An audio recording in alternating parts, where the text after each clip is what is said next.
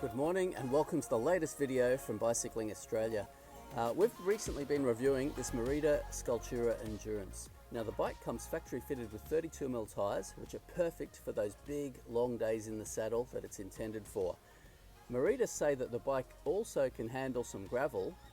We'd like to find out a bit more about this. So what we're going to do today is take off those standard 32mm Continental tyres and install these Panaracer GravelKing SKs. They're 35s, quite an aggressive tread pattern, and we're just going to put these on the Endurance, take it up to some local fire trails and really see how the bike handles on the gravel. Should be a lot of fun. Stick around.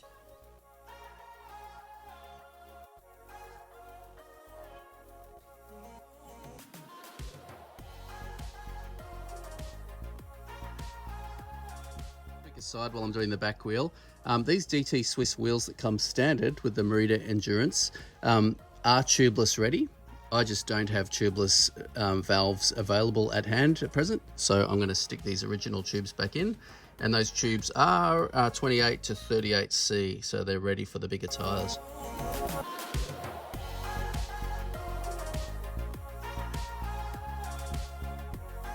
Yeah, there we have it. The Panaracer GravelKing SKs are fitted to the Merida Scultura Endurance.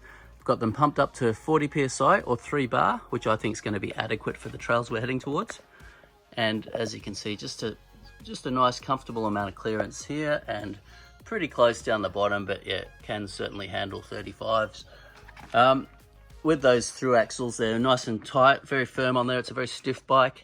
All come together nice and tightly. And I think this is going to be a lot of fun up on the trails.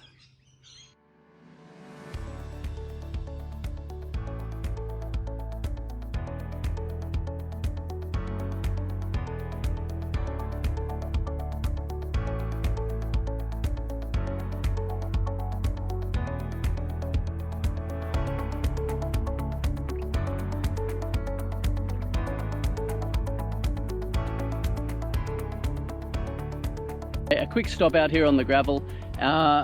In a nutshell, the Panaracer SK GravelKing SKs are actually a more efficient and faster tyre in my mind on this bike, on the Scultura Endurance. So I rode the bike the other day for the first test ride on those standard factory Continental 32s, which is kind of a slick road tyre. Switched over to the Panaracer GravelKing SKs, went for the second ride on the bike, and the bike feels better. They're a far better feeling tyre than the Continentals, in my personal opinion. They're also obviously far better on the gravel. I haven't yet lost it. I haven't felt like losing it on these gravel corners yet. And there is some pretty sort of loose and gritty gravel around these areas where I've been testing it. On the road, they did seem to roll better, more efficient. I'm going to check those Strava segments when I get home. No PRs, but just check those times against the other times, which was just 3 days ago on those Continentals. Overall, and also they look way better with that gum wall look.